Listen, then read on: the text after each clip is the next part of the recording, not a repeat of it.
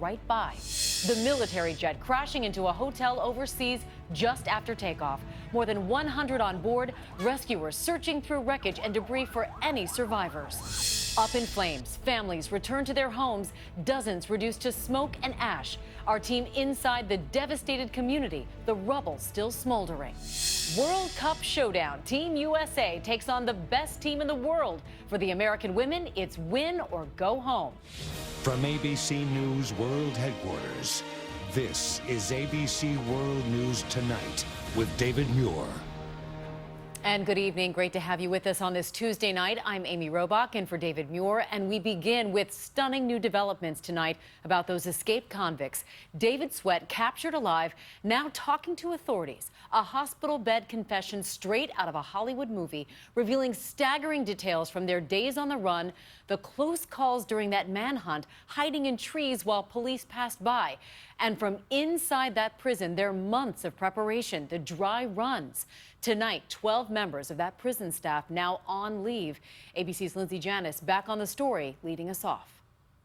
Tonight, a major shakeup behind the walls of this prison.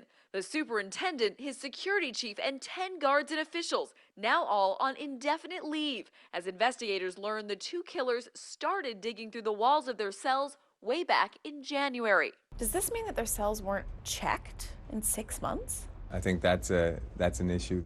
Prosecutor Andrew Wjla telling me David Sweat admits the two men broke out of their cells night after night to scout the inside of the prison walls. He and Matt even doing a dry run before the big escape. And after they broke free, they knew all too well they were among America's most wanted. They obtained a AM/FM radio that they were able to listen to the news media. Hiding out as more than 1,000 law enforcement officers scoured the forest with helicopters, ATVs, and dogs. Sweat telling investigators that on at least one occasion, the search teams just missed him. At one point, Sweat says searchers were combing the dense forest and had no idea he was right above them, hiding in a tree stand like this one used by hunters. Another time, the killers were hiding out in a cabin when some hunters showed up. They could hear the conversation. They could hear the conversation. Whoever was outside left. Another night of freedom for the two killers on the run. Amy, David Sweat is in fair condition tonight, shot once in each shoulder. He'll soon be shipped off to another maximum security prison where he'll likely spend 23 hours a day in his cell. Amy? Lindsay, thank you. Overseas now to Indonesia. Major new developments tonight on that deadly plane crash. A military plane slamming into homes and a hotel just minutes after takeoff, killing everyone on board. More than 100 people, many of them families. A wheel from that aircraft recovered. The wreckage still smoldering tonight. ABC's David Curley covers aviation for us. The 4-engine cargo plane slammed into the suburbs just after noon, hitting a hotel and houses, tearing in two. Body after body recovered as crowds gathered. And then the family members, learning that none of the 113 on board the C-130 survived. Why so many on board? The Indonesian Air Force often transports members and their families to remote outposts. The plane takes off at 12:12 from the military base in the city of Medan in North Sumatra. It is heading to the southwest, but it quickly develops engine trouble. The pilot turns right, saying he'll return to the airport. Perhaps as he's turning back, he gets distracted, the airplane gets slow, so probably mechanical failure here, but the mishap itself likely caused by human error. At 12:14, 2 minutes later, the plane goes down, just 3 miles from the runway. The C-130, made by Lockheed, is a workhorse, the longest military production line in history. It can land on short, dirt runways, be a gunship, carry cargo, or troops. The plane that crashed was 50 years old. Not a problem if it was well maintained, but Indonesia's safety record is far from the best. Not only would I not fly on their military airplanes, I wouldn't get on their civilian airplanes. They have almost the worst safety accident record in the world, whether it's military or civilian. Some witnesses reported that at least one of the engines was on fire before the crash. The Indonesians have now brought in heavy equipment to go through the rubble of the buildings looking for any additional victims. Amy? David, thank you. Back here at home, and to incredible images out of Washington state, drone footage of that fast-moving wildfire. Entire sections of neighborhoods destroyed, more than 4 square miles of charred earth. What eyewitnesses describe as a war zone. ABC's Neil Karlinski tonight with the families returning home facing utter devastation. Tonight, the homecoming no one here wanted. It looks like a war zone. We've never seen anything like it. It's devastating. 24 homes leveled, mostly in this one high-end neighborhood. Even though it's not smoldering right now, I've brought a heat gun out, and it is so intensely hot out that this reads as 151 degrees. Photos of before and after the fire give a sense of what they left behind when people here ran out with only minutes to spare Sunday night, flames blasting through the neighborhood. This was Ira Fagerland's 4-bedroom house. We weren't anticipating this or ready for this. My wife and I came out and kind of let the kids know what to expect when we brought them, and it was pretty surreal, pretty overwhelming. It's been a brutal fire season in parts of the West, where 45 large fires are being tracked, 25 of them just in Alaska, where an astonishing 2,200 square miles are actively burning. In Wenatchee, newly released drone footage shows the downtown fruit company being engulfed after burning embers landed on it from nearly a mile away. That fire continues to smolder while the hillsides have calmed. This is one of the 24 homes that was leveled by the wildfire. Amazingly, one of the only recognizable items, the barbecue in the backyard. Their next door neighbor taken to the ground as well. But if you look across the street, you can see a number of homes that look completely untouched. They will be cleaning up here for some time and just feeling lucky that no one was hurt. Amy? Incredible pictures there, Neil. Thank you. And from the wildfires in the west to the wild weather further east, take a look at this funnel cloud in Westchester, Pennsylvania. And now more severe weather on the way. 80 million in the storm zone from Phoenix to Philadelphia. Meteorologist Ginger Z here now with that storm track. Amy, those severe storms have fired up and they're going right now. Tallahassee to Philadelphia, all under severe thunderstorm watch. So if you're in that pink color, you've really got to watch out tonight. Most of those expire between 8 and 10 p.m. Then we'll look back at a flash flood threat that comes the next 3 days. This takes you through Friday. Take St. Louis, for example. They've had their wettest June on record. Does not look like July is going to treat them much better at the beginning here. And then out west, the heat is on and rising. Pendleton goes to 99 tomorrow, 101 for Boise. And it's not just there, but the southwest. The monsoon flow adds to all that heat. Thunderstorms could produce some pretty damaging winds near Phoenix. Well, everyone has something. Yeah. All right, Ginger, thanks so much. And to California now, and a firestorm tonight over that controversial vaccination bill now signed into law by Governor Jerry Brown, requiring vaccines for virtually every child, regardless of religion or what parents think is best for their child. ABC's chief medical editor, Dr. Richard Besser now. Today, the governor of California signed into law one of the toughest vaccine bills in the country. All children attending school must be fully vaccinated unless they have a medical reason not to be. No longer will parents be able to opt out based on their personal or religious beliefs. California legislators responding to the largest outbreak of measles the state has seen in years. How many children have to die before we do something? While anti-vaccine parents protested. This legislation won't change parents' minds about vaccination. It will not. Yeah. And Dr. Besser is here with me now. And Rich, you're a pediatrician. There are a lot of questions out there, and parents who think this should be a personal choice. Well, the problem with that is that no vaccine gives 100% protection. So you count on being around other children who are also vaccinated. Take measles, for example. You need to have 95% of children in a school vaccinated to prevent an outbreak.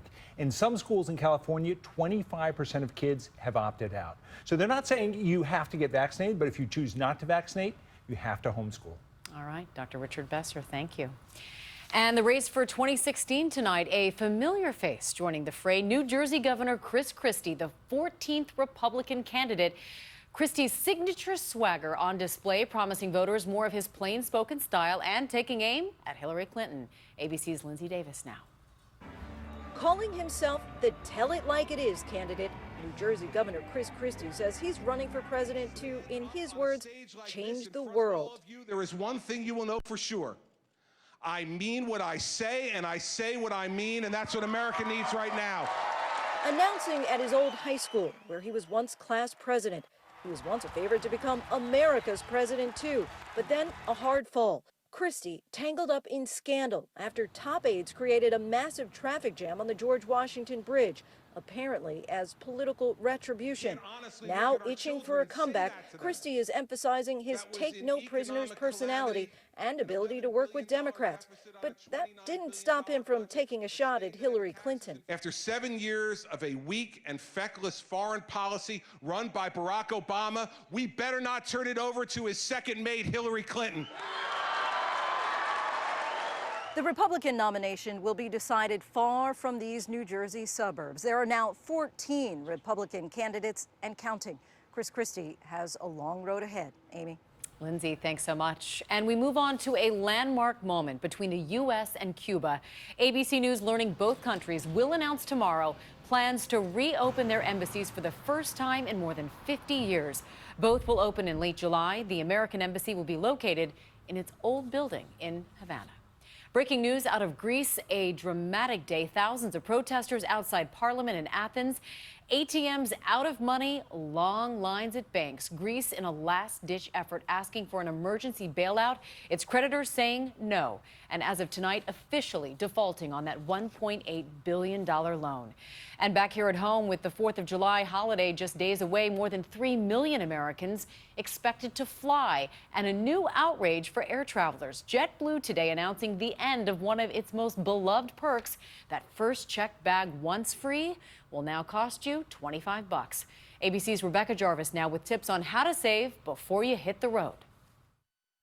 Tonight, just ahead of the July 4th travel crush, the one thing taking off other than the planes, the fees. JetBlue announcing it will now charge up to $25 for checked bags, leaving only Southwest, the last major carrier still offering free checked luggage. Some airlines like Spirit, Allegiant, and Frontier now even charging you for your carry-on. So many consumers don't know they exist. So actually, I think those are the worst fees, the fees that you don't know about. Those fees, a gold mine for the airlines, raking in $1.6 billion in fees in just the first 3 months of this year. So how can you keep your money in your pocket? Pay ahead. Most airlines will give you a discount for paying in advance for your checked bags. Check your credit cards. Many now actually refund those fees. United, Delta, and American all have bag waivers on their credit cards. Capital One Venture Card and the Barclay Card Arrival Plus both allow you to wipe off any charge from the airline with your points. Plus, our experts say you don't necessarily need to pay extra for that extra legroom. Instead of booking an exit row or aisle seat, wait until you get to the airport and ask a flight attendant at the gate for an upgrade. If you're thoughtful and kind and the seats are available, Amy, chances are you're going to get them. All right, nice still works. Be nice. Rebecca, thank you. And now to Pope Francis and a first look at his itinerary when he comes to the U.S. this fall, starting with the trip to the White House.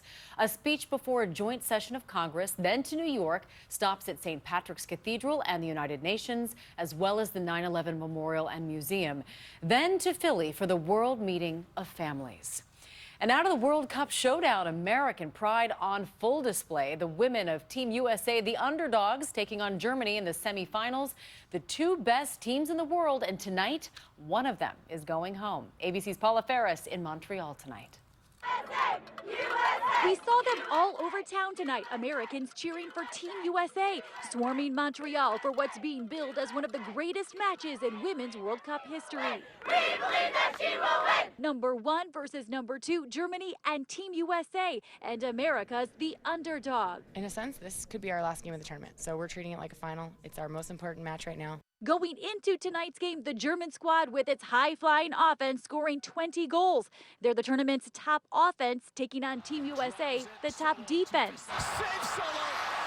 And top goalkeeper, Hope Solo, allowing just 1 goal. As for Team USA scoring, some calling it boring, only 7 goals to speak of. To that, American Carly Lloyd says, I don't see them out here, so might be a little easier said than done. USA! And this stadium is the largest yet. Its capacity crowd is 66,000. And though Team USA is the underdog, it's sure going to feel like they have home field advantage with this heavily pro-American crowd. Amy? All right, Paula, thanks so much. And there is still much more ahead on World News tonight this Tuesday. The distracted driver, no idea what's right in front of him, caught on camera jumping the open drawbridge, the device that police say made him take his eyes off the road. And the superstar couple calling it quits 20